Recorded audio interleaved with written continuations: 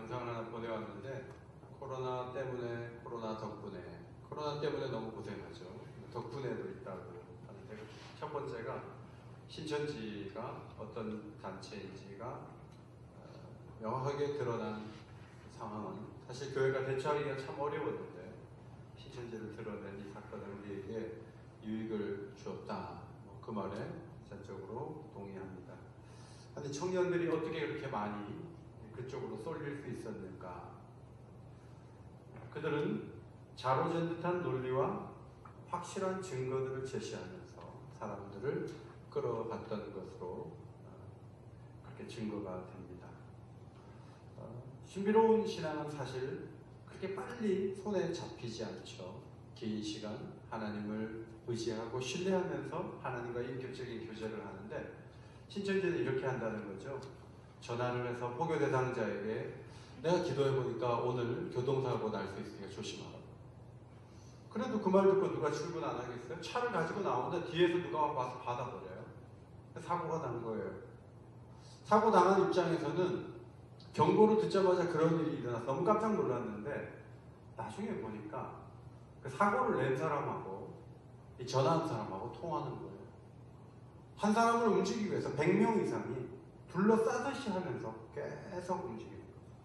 그래서 이 신비로운 신앙을 손에 잡힐 수 있는 것으로 계속 연이어서 계속 그걸 만드는 거예요. 그러면 사람이 두려움도 생기고 그 단체로 들어갈 수 있는 가능성이 더 높아지는 거죠. 우리가 믿는 기독교 신앙에 사람들이 수용하기 어려운 교리들이 있습니다. 동정녀 탄생이라든지 예수님의 인성과 신성 동시에 갖고 있다는 이 부분, 그리고 3일 만에 부활하신 사건, 예수님이 구름 타고 다시 오신다는 진리, 이런 것들은 이성적으로 상당히 받아들이기가 어렵습니다. 그러면 우리가 이것을 사람들이 아는 수준으로 재구성할 것인가? 신천지처럼 뭔가 보게 하고 경험하게 만드는 것으로 재구성하여 사람들이 받아 먹을 수 있는 음식처럼 그렇게 교리를 손을 댈 것인가 했을 때 기독교 2000년 역사에 그렇게 하지 않았다는 거예요. 사람들이 지금 예수 부활의 이 신앙을 갖게 된 것은 2000년 동안 계속 속아온 일이든지 아니면 그것이 참 역사 가운데 일어난 일이든지 둘 중에 하나인데, 신천지는 36년 만에 어떻게 그렇게 거짓되고 잘못된 일들을 했는지가 다 드러났는데 2000년 동안 모든 대륙에서 사람들이 예수 그리스도를 그렇게 신뢰하고 믿어온 것이 꾸준히 계속 당한 일은 될 수 없다 하는 것이죠. 저는 세례교육을 할 때 초신자들에게 이렇게 말하고 했습니다. 믿어지지 않는다면 믿어지지 않는다고 지금이라도 솔직하게 말씀하세요. 죽은 자가 살아나는 것이 정말 어떻게 믿어집니까? 어떻게 가능합니까? 제가 불신자라고 생각하고 한번 저한테 설명해 보세요. 그러면 계속 듣기만 하다가 설명을 해야 되잖아요. 얼마나 힘들겠어요. 그래서 이 사람들이 설명을 못해도 이렇게 힘들어하죠. 근데 제가 이제 그렇게 막 논리를 펴면 세례 받아야 되는 분이 이렇게 얘기합니다. 목사님이 사실 안 믿어집니다. 왜 세례 받으려고 합니까? 가족들의 기대와 주변 사람들이, 또 제가 다니는 회사가 신자를 요구하기 때문에 제가 세례를 받으려고 합니다. 아, 그렇습니까? 예수가 믿어질 때 세례 받으세요.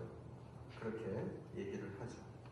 오늘 성경 말씀을 보면 여인들이 첫 증인이 되고 여인들에 의해서 또 만난 그 사도들이 예수 부활에 대한 소식을 듣는데 놀라운 사실은 어느 누구도 예수님이 부활할 거라고 생각한 사람이 한 사람도 없었다는 거예요.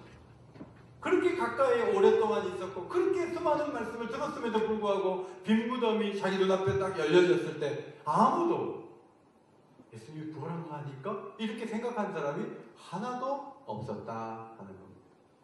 여인들은 반응이 어떻습니까? 이로 인하여 근심할 때 빈 무덤을 보면서 누가 훔쳐갔구나 이 생각을 하는 거죠. 여인들의 얘기를 듣고 사도들은 어떤 반응을 보입니까? 11절, 사도들은 그들의 말이 허탄한 듯이 들려 믿지 못하나. 허탄한 듯이, 레로스라는 헬라어 단어는 신빙성 없는 소리로 들려 빈말로 들렸다 하는 뜻이에요.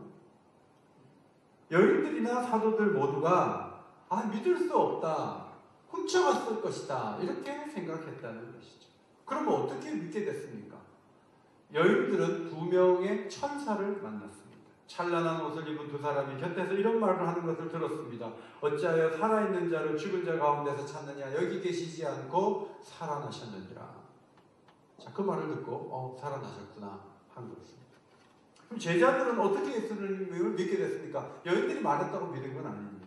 누가복음 24장에 보니까 예수께서 친히 그들 가운데 서서 이르시되 너희에게 평강이 있을지어다 하시니 그들이 놀라고 무서워하여 그 보는 것을 영으로 생각하는지라.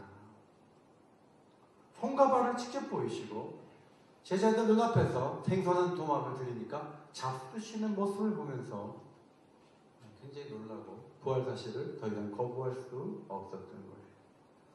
신실했던 여인들이나 비겁했던 제자들이나 예수 부활을 인정하게 된 과정은 예수께서 그 사실을 믿도록 하기 위해서 천사를 보내거나 직접 나타나서 증거하며 말씀해 주셨기 때문에 거부할 수가 없었다 하는 거예요. 설득의 주도권이 예수님께 있었고 예수님이 지속적으로 계속 말씀하시니까 받을 수밖에 없었다 하는 것입니다. 저와 여러분은 어떻게 부활신앙을 갖게 됐죠? 꿈을 꿨습니까? 꿈에 예수님이 손가락을 내밀어서 넣어보라 이렇게 해서 우리가 예수 부활을 믿게 됐습니까? 그렇지 않죠. 바울은 고린도 교회 성도들에게 과거에 이방인으로 있을 때 우상에게 끌려다니다가 이제는 예수님께 돌아왔다는 거예요. 어떻게 그 부활신앙을 믿고 예수님을 주로 고백하게 됐는가? 고린도전서 12장 3절에 성령으로 아니하고는 누구든지 예수를 주라 할 수 없느니라. 그리스도의 영이신 성령께서 우리에게 오셔서 예수 부활에 대한 말씀을 들을 때 거부 반응이 생기기보다는 하나님은 그렇게 하실 수 있어. 온 천지를 만드신 하나님께서 아들을 우리와 같은 모양으로 보내셨고 그를 3일 만에 무덤에서 건져내셔서 살리셨다는 이 사실이 믿어졌는데 그것은 우리가 비성적인 사람이 됐다는 것이 아니라 성령의 일하심을 경험하고 받아들인 거죠. 나사 과학자인 한동대 총장이셨던 김영준 박사님이 부인이 교회를 다녀서 교회를 나갔는데 성경을 읽어도 도대체 믿을 수가 없었다는 거예요. 물로 포도주를 만들었다. 이 말이 안 되는 거예요. 근데 어느 날 하나님은 가능하다. 이 생각이 머릿속에 쑥 들어오면서 이 믿을 수 없는 이 교리들이 믿어지기 시작해요. 과학자임에도 불구하고 이성을 버린 것이 아니라 성령이 하나님은 하실 수 있다. 이 생각을 불어넣으면서 과학자도 예수를 믿고 의사들도 예수를 믿고 똑똑한 사람도 예수를 믿고 못 배운 사람도 예수를 믿는 일들이 있게 된 것은 성령의 철저한 사역이죠. 그래서 누군가는 믿고 누군가는 안 믿는데 성령이 오신 분은 믿고 성령이 안 오신 분은 못 믿는 거예요. 그러므로 우리가 예수님 부활하셨습니다 했을 때 우리를 이상한 사람처럼 쳐다보는 사람에 대해서 우리가 이상하게 얘기할 일은 아니죠. 왜냐하면 여인들도 사도들도 심지어는 과거에 우리들도 예수님 부활할 수 없다고 생각했는데 어느 날 믿게 하셨기 때문에 그래서 성령의 일하심을 우리가 믿었기 때문에 도저히 믿지 못한다는 사람들에 대해서 비난하거나 야단칠 수 없는 거예요. 언젠가 성령이 오시면 당신이 믿음을 가질 수 있습니다. 그렇게 말하는 것이 올바른 거죠. 무신론자 잉거솔이라는 사람이 기차 안에서 유웰러스라는 사람을 만나서 신과 종교에 대한 토론을 하다가 화려한 반기독교적인 논설을 펼쳤을 때 이 유웰러스가 압도당했어요. 감리교 신자인 유웰러스가 예수를 믿는 사람이에요. 근데 이 막 무신론자가 엄청난 얘기를 막 쏟아내고 체계적으로 말하니까 꼼짝없이 당했단 말이에요. 너무 집에 와 보니까 비참한 거야 사람이. 내가 믿는다 하면서 말 한마디 제대로 반박도 못하고. 그래서 예수님의 생애를 연구하기 시작했어요. 연구를 하고 소설을 썼어요. 소설. 그 소설이 배너예요. 이것이 영화화돼서 작년엔가도 배너가 리메이크 되는데 8번째 영화가 또 만들어진 거예요. 굉장한 작품이죠. 그래서 온 세계 가운데 새로운 배너라는 영화가 계속 상영이 되는데 8번이나 상영이 되었습니다. 초점은 죽은 자의 부활을 비웃지 말라는 거예요. 그리스도의 신성 인정해야 된다. 예일대 법대 출신의 시카고 트리뷴지 기자 리스트로벨이 아내가 교회를 다니는 거예요. 자기 기자예요. 기사를 쓰는 그 정확성과 근거를 가지고 예수가 허구라는 것을 밝혀내기 위해서 굉장한 노력을 했어요. 방을 하나 따로 얻어가지고 거기서 포스트잇을 붙여가면서 논쟁. 그리고 유명한 사람들을 만나는 거예요. 만났는데 나중에 그리스도의 부활을 부인할 수 없다는 결론에 이르러요. 그리고 이 사람이 신학을 공부해서 빌 할베스 목사님을 돕는 목회자가 돼요. 그 과정이 영화가 됐는데 2017년에 예수는 역사다라는 영화.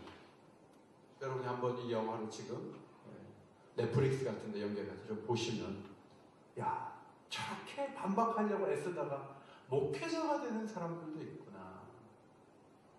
성도 여러분, 하나님이 주도권을 가지고 믿게 만든다면 예수 그리스도를 믿는 사람을 잡아가려고 했던 그 사도 바울이 다메섹에서 거꾸러져가지고 예수를 믿고 가장 놀랍게 선포하는 사람으로 변화되는 그런 일들이 지금도 얼마든지 가능한 거예요. 그래서 아무리 철저한 이론으로 무장하고 아무리 불신앙에 대해서 무신론에 대해서 강조하는 사람이라 할지라도 주님이 찾아가시면 소용없어요. 다 무너지고. 그래서 바울은 이렇게 적었죠. 모든 이론을 무너뜨리고 하나님 아는 것을 대적하여 높아진 것을 다 무너뜨리고 모든 생각을 사로잡아 그리스도에게 복종하게 하시는 하나님 앞에서 누가 그 이론을 유지할 수 있고 누가 고개를 들 수 있고 누가 자기 의견을 끝까지 관철시킬 수 있겠는가? 없다 하는 거예요. 그래서 우리의 칼빈주의 5대결이 가운데 하나가 뭐냐면 불가항력적 은혜. 막을 수 없어요. 주님이 찾아오시면 설득이 될 수밖에 없다는 것이죠. 성도 여러분, 우리는 영원하지도 않고 우리는 모든 질병을 고칠 수도 없고 세계적인 팬데믹 현상을 막을 수도 없어요. 미국도 유럽도 속수무책입니다. 아니 세상에 어떻게 이런 일이 일어나지? 동남아나 저 아프리카가 아니잖아요. 의료 체계가 나름대로 발달되어 있고 의사와 모든 약들이 최선을 다해서 만들어진 그런 나라에서 어떻게 이런 일이 일어날 수 있지?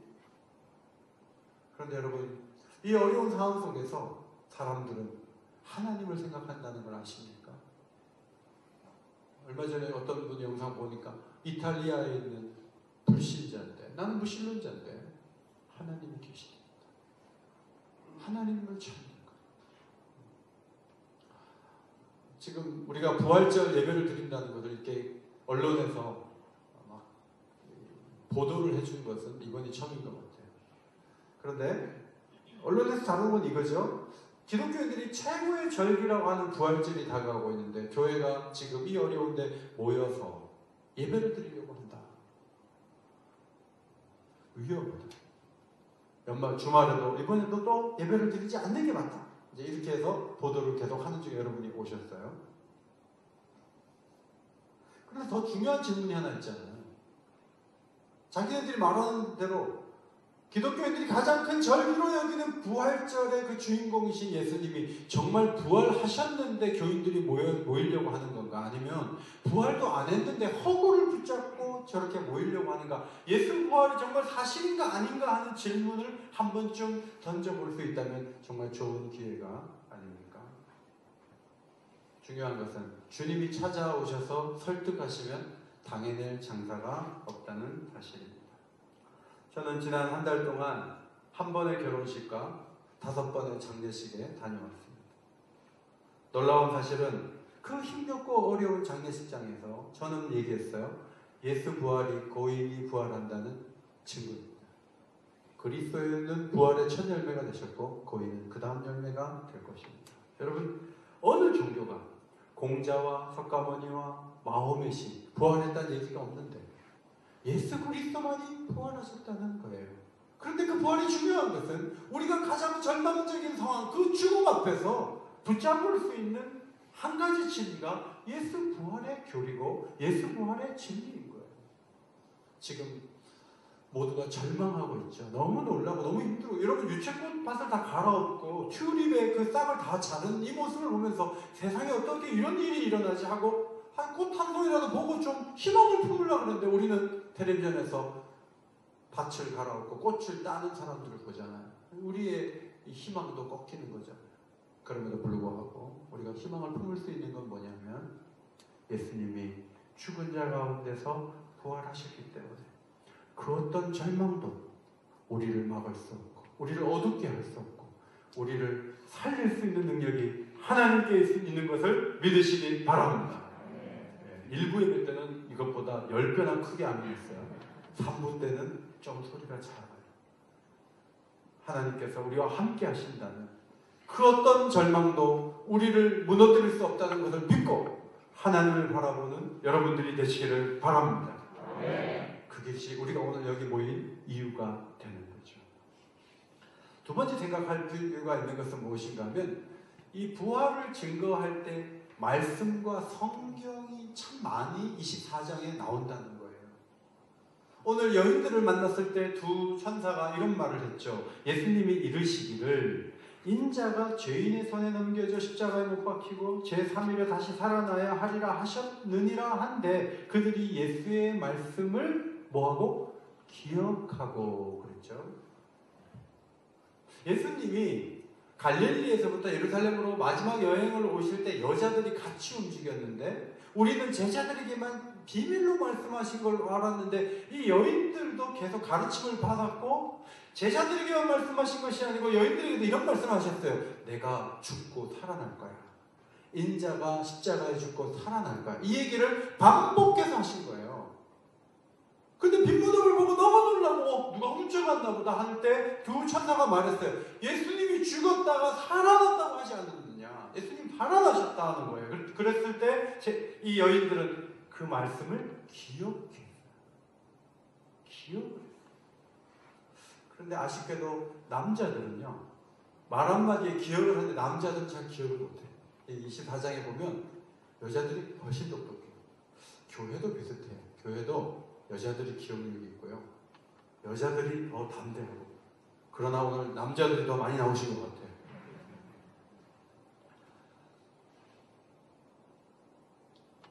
문제는 남자들인데 엠마오로 내려가는 두 제자가 옆에 누가 서서 같이 갔거든요. 예수님이셨어요. 잘 몰랐어요. 근데 그분이 성경 얘기를 하시는 거예요. 그러니까 성경을 풀어주시는데 마음이 뜨거워졌는데 예수님이 사라졌어요. 두 제자가 얘기합니다. 길에서 우리에게 말씀하시고 우리에게 성경을 풀어주실 때 우리 속에서 마음이 뜨겁지 아니하더냐. 뒤늦게 두 사람이 그런 얘기를 나누었다는 거예요. 자, 여인들을 보내셨어요. 안 믿어요. 여러 가지 상황들, 베드로가 가서 빈무덤을 보고 왔어. 예수님이 사라졌다. 그런데 안 믿어요. 그러면 마지막에 결국 예수님이 나타나셔서 뭐라고 그러죠? 책망하시죠. 미련하고 선지자들이 말한 모든 것을 마음에 더듬 있는 자들이 그리스도가 고난을 받고 자기의 영광에 들어가야 할 것이 아니냐 하면서 예수님 말씀하십니다. 내가 너희와 함께 있을 때 너희에게 말한 바 곧 율법, 모세의 율법과 선지자의 글과 시편의 나를 가리켜 기록된 모든 것이 이루어져야 하리라 한 말이 바로 이 부활 사건 이것을 두고 한 것이다 라면서 성경을 풀어주시는 거예요. 그때 성경을 듣고 깨닫게 되는 것이죠. 성경 말씀의 초점이 어디에 있습니까? 오직 이것을 기록하면 너희로 예수께서 하나님의 아들 그리스도이심을 믿게 하려 하며 요한복음만이 아니에요. 모든 성경의 초점은 예수 그리스도예요. 사울왕이 실패했어요. 다윗도 어떻게 보면 실패한 부분들이 있어요. 그런데 완전한 왕이신 예수 그리스도가 오신다는 메시지를 전하고 있는 거예요. 다윗이 하나님께 기도하고 하나님을 찾아도 하나님이 자기를 도와주지 않아요. 어느 날 시를 쓰는데 시편 22편 1절에 이렇게 쓰는 거예요. 내 하나님이여 내 하나님이여 어찌하여 나를 버리시나이까. 자기 얘기예요. 다윗은 자기 얘기를 쓰고 있었어요. 근데 성령께서 그 다윗의 그 자기 고백을 십자가에 못 박혀서 아버지를 찾는 예수님의 고백에 대한 예언으로 삼으셨어요. 왜냐하면 모든 성경은 예수님을 향한 것이기 때문에 그 해석이 가능하고 성령은 그 관점을 이루시려고 다윗에게 미리 그렇게 쓰게 하신 거예요. 사실 부활에 대한 예언이 많이 없어서 어디에 부활에 대한 예언이 있는가? 시편 16편을 주목합니다. 시편 16편은 주밖에 나의 복이 없다. 하나님을 모신 사람의 안전에 대한 시예요. 이 시의 뒷부분에 가면 9절과 10절에 다윗이 이렇게 썼어요. 이러므로 나의 마음이 기쁘고 나의 영도 즐거워하며 내 육체도 안전히 살리니 이는 주께서 내 영혼을 소홀히 버리지 않고 주의 거룩한 자를 멸망시키지 않을 것이다 하고 다윗이 하나님이 나를 안전케 하실 것이고 나를 그냥 지옥에 던질 그런 분이 아니다라고 썼는데 이 기록이 예수 그리스도를 향한 예언이라는 거예요. 그게 어떻게 가능하냐면 성경의 초점은 예수님이기 때문에 가능한 거예요.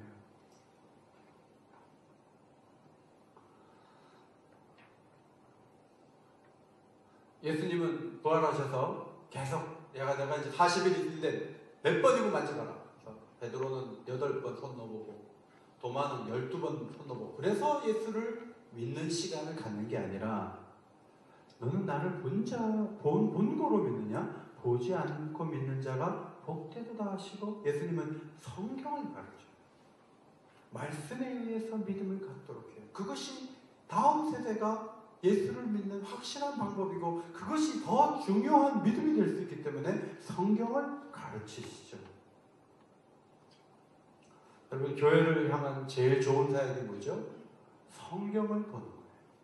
성경을 깊이 있게 보는 거고 자주 보는 것이고 성경을 신뢰하고 성경의 이 진리 위에 우리의 신앙을 놓는 거예요. 그런 의미에서 요즘 감사한 부분이 뭐냐면 새벽기도 때 우리 특별 새벽기도 해도 그렇게 많이 안 오시는데 특별 새벽기도 할 때보다 몇 배나 새벽 온라인 예배를 열어본다는 거예요.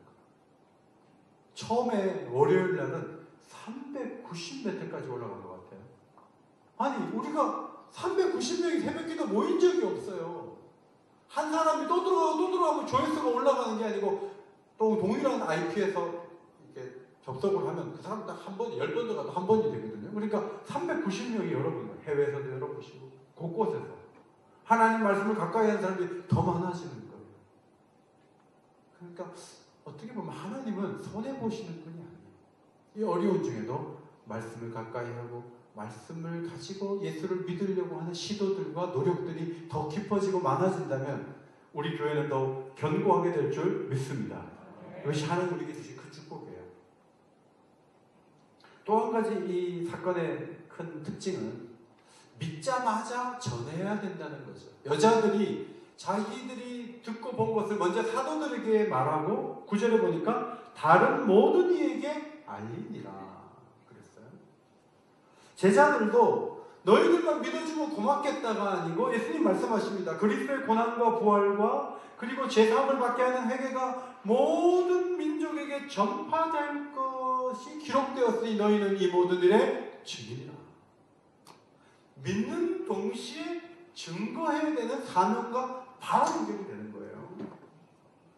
우리나라에서 코로나 진단 시약을 만들어서 우리가 막 검사를 해서 50만 명이 더 검사하는 와중에 우리가 지금 하고 있는 게 뭐냐면 투출하는 거예요.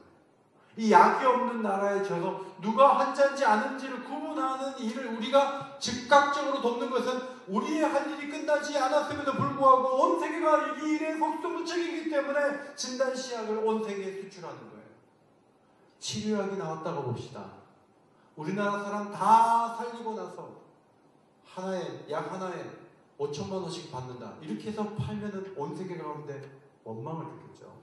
치료약이 나온다면 우리를 치료하면서 동시에 빨리 약을 보급을 해서 온 세계 가운데 환자들을 치료하는 것이 가장 최선인 것처럼 부활에 대한 소식은 나를 살리고 남을 살리는 하나님의 능력이에요. 그러므로 이 소식을 가지고 있으면서 나 혼자 갖고 있는 것은 마땅치 않죠. 전할 때 우리는 성령의 사람이 되고 더 놀라운 일들을 이룰 수 있다는 것을 성경은 가르쳐주고 있습니다. 바울을 보십시오. 다메섹 도상에서 예수 그리스도를 믿는 자들을 잡으러 가다가 예수를 믿게 되고 사도행전 9장 27절에 즉시로 각 회당에서 예수가 하나님의 아들이심을 전파하니 여러분 복음을 전하고 예수님 부활했다는 이 말을 하는 거는요 무슨 훈련을 받고 시간이 오래돼서 5단계 6단계에서 하는 게 아니에요. 예수를 믿으면요 성령이 우리에게 오셔서 바로 전하게 누구에게 말하고 싶어요. 오래 믿었는데 복음을 전하지 않는 분들은 예수 부활을 말하지 않는 분들은 그 안 하는 일에 익숙해서 그렇지. 제가 초신자들을 훈련해 보니까 믿자마자 말하려고 하더라고요. 어떤 분은요 전도하는데 전도지 달라고 해서 막 자기도 모르게 어디 가가지고 지하철에 가서 자기 막 주려고 그러는 거예요. 그게 그 사람이 하는 게 아니에요. 성령께서 받자마자 전하게 하시는 힘으로 이끌어 가시는 이게 하나님의 놀라운 축복이에요. 심지어는 바울은 로마에 있는 교회가 있음에도 불구하고 복음 전해야 되겠다. 로마서 1장 15절 그러므로 나는 할 수 있는 대로 로마에 있는 너희에게도 복음 전하기를 원하노라. 아니 예수 다 믿고 있는데 거기 왜 복음 전합니까? 이유가 뭡니까? 교회를 새롭게 하고 교회를 강하게 하고 교회가 일어서기 위해서는 예수님이 우리를 위해서 이 세상에 오셨고 십자가에 죽으셨습니다. 그분은 부활하셨습니다. 그분은 죄와 사망의 권세를 이기셨습니다. 그것을 믿는 자는 하나님의 의를 덧입어서 하나님의 자녀가 될 수 있습니다. 여러분 이 소식으로 무장될 때 로마에 있는 교회는 놀랍게 일어날 수 있다는 확신을 갖고 있는 거예요. 여러분 오늘 와서 아유 예수님 목사님 얘기 들으니까 예수님 부활하신 거 내가 오늘 처음 알았는데 이런 분이 하나도 없어요. 여러분은 다 그걸 믿고 있어요. 그럼에도 불구하고 오늘 저를 통해서 계속 말씀을 듣고 있어요. 예수님 3일 만에 부활하셨다고요. 여러분 연기를 해야 되죠. 처음 듣는 것처럼 그랬군요. 아멘입니다. 여러분이 그렇게 하지 않아도요. 여러분이 이 말씀을 들으면서 여러분이 살아날 수 있는 거예요. 왜냐하면 복음은 우리를 살리는 능력이 있기 때문에 그래요. 여러분 힘듭니까? 집에서 이렇게 한번 얘기해 봤어요. 부인에게 얘기하세요. 아버지 권사, 예수님 부활하셨어. 절망하지 마.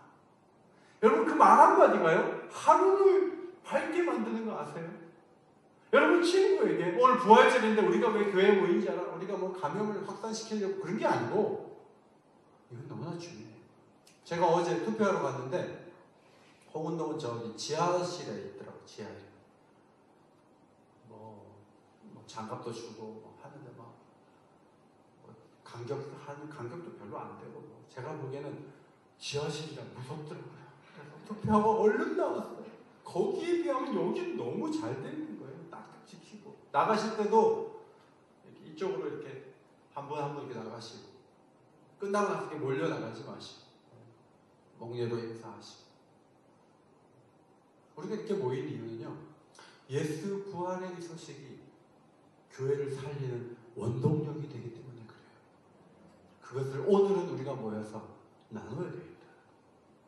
아니 꼭 필요한 국회의원 뽑기 위해서 선거는 하잖아요.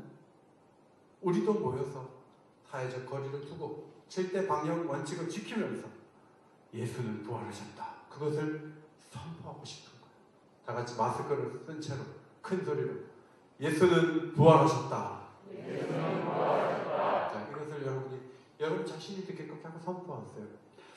저와 여러분이 예수 부활을 믿죠. 예수 부활을 믿는 건 모든 사람에게 일어나는 기적은 아니에요. 이건 놀라운 기적인데 이 기적이 내게서 일어났다면 세 가지를 기억하자는 메시지가 오늘 본문에 담겨 있어요. 첫째로 하나님이 가장 놀라운 일을 내 인생 가운데 행하셨다는 거예요.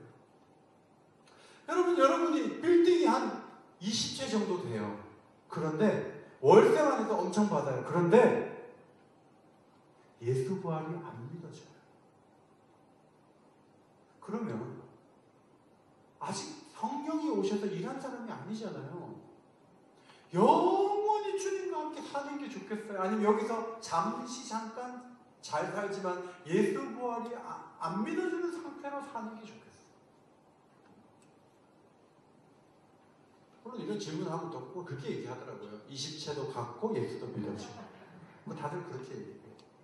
근데 극단적인 예로 두 가지 중에 어느 것이 귀한가 했을 때 성경은 항상 내 인생에 찾아오셔서 예수가 믿어지는 이 사건, 예수의 복음을 들을 수 있는 이 기회를 접하고 교회를 섬길 수 있고 그분을 믿음으로 찬송할 수 있는 이 사건이 내게 이루어진다면 나는 하나님의 사랑을 받은 자이고 영생을 보장받은 사람이라는 것입니다.